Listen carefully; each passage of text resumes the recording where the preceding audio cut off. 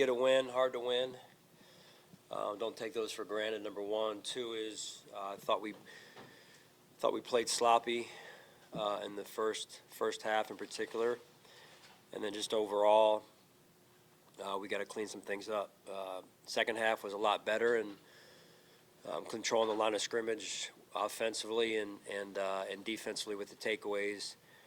But you can't start a game the way we did with the kickoff return and just getting off to overall a bad start. So I applaud the guys for finding a way, and coaching staff as well. Some good adjustments at halftime. But again, plenty to work on coming out of this game, and we'll look at the tape and make sure we continue to adjust. So time's yours. Sean, some frustration with the play of Galen. I know that you've been dealing with those calf injuries. Said another one. Now he's overloading the one. It's hurting the other one a little bit. What went into the decision to play him tonight, and what did you see from him? Well, Milano was hurt, obviously, and Dorian's been banged up a little bit, dealing with an elbow. So just felt like Balin on early downs would help us there, and then Dorian on third down. So we tried to piece it together, and then also not really knowing. I think Balin tweaked his calf on Thursday, I believe it was. Not really knowing if either of those guys would be available as well. So. And didn't want to overload either one of them. So just trying to patch it together best we could there, and applaud Dorian for going out there and being able to stay out there. So unfortunate again for Balin with his calf, and just had one of those years, it seems like. Sean, you were down Milano, and then the three guys in the secondary were out last week as well. How much of that was maybe playing it safe given where you are in the season and where you are in the standings versus they just weren't ready to go? It's funny because we have those conversations with our training staff, and it's like, hey, we're not holding anybody just because of this or that, because every week it's tough. But certainly understanding already being in the playoffs, but you're trying to improve your football team overall. So they just weren't ready overall. Jay answered to your question, but you're trying to get your team with some level of continuity so you can develop this player playing next to this player, and then this player playing next to this player over here, and the symmetry, the connectivity of a defense, and so, but yeah, I mean, at the end of the day, those guys weren't ready to play, and that was from our medical staff. So. Last week, you guys, started a 14-0 lead, and you talked after the game about being ready to go right at the start, and it seems like you're striking quite a different tone today in terms of giving up 14 and falling behind. How disconcerting, I guess, was the start to this game for you? Overall? Yeah. Yeah, I mean, it was concerning. Like I said, we don't get off, we kick off, win the toss, defer, try to get field position for our offense, and just wasn't complimentary, really, in any area. And then we didn't win the line of scrimmage enough. And now in the second half, we came out, great drive by our offense, first half of the second half, and you could just tell the difference, right? So when you can win the line of scrimmage, it certainly sets your offense up and makes it hard on a defense and defensive play caller. His injury kind of losing feeling and then being able to come back in. But what was that time like when you guys were trying to see if he could go back in or not? A player's always going to want to be to go in. So what were the conversations like that for you? Yeah, I mean, I touched base with Josh back there, just put eyes on him, and they were going through the tests and whatnot, and at that point, that's all you can do. Nate was working with him in the docs to see what was going on exactly there, and they cleared him to go back and play. Our medical staff does a great job with if it's not safe for a player, they're not going to put him back out there. So I trust them, and they gave him the green light to go back out there. You guys have been up and down with penalties this season. Today would be a down. I know some of them are subjective and happen in the play, which are more, I guess, acceptable in your mind as opposed to the pre-snap. But yeah. To have the total count be 12, 13. 13. Yeah, 13. Is that troubling to you? Yeah, it is. Six of them were pre-snap. So, not good enough. And I think they had 5 penalties overall. We had 13 overall, 6 of which were pre-snap. So we got to come out with more discipline, and can't beat yourselves. I mean, when you just look at the numbers kind of blended all together here, but first half and just beating ourselves and not getting into a rhythm on offense. So they had some third down conversions against the defense, which should never happen, and third and long in particular, 7 plus.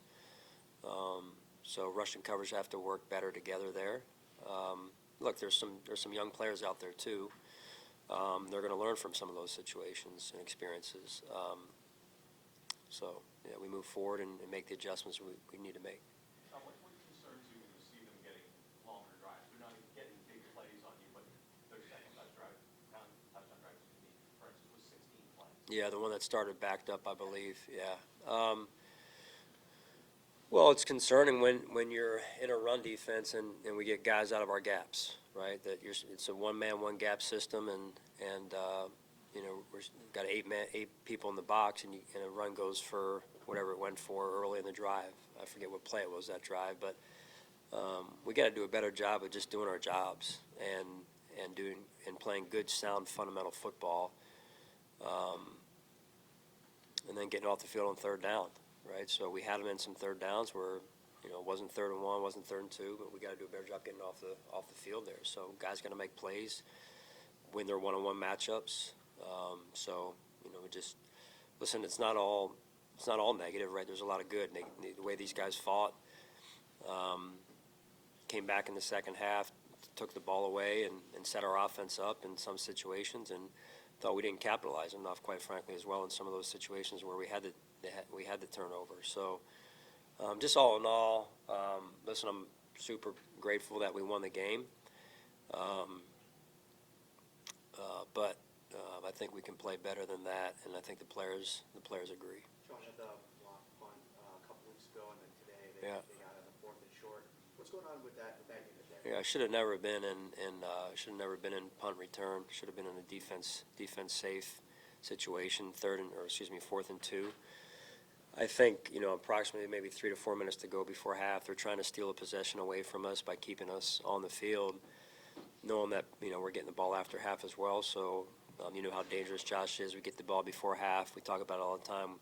We score. We get the ball after half, double dip. So, they were trying to limit the amount of times Josh touches the ball and our offense touches the ball.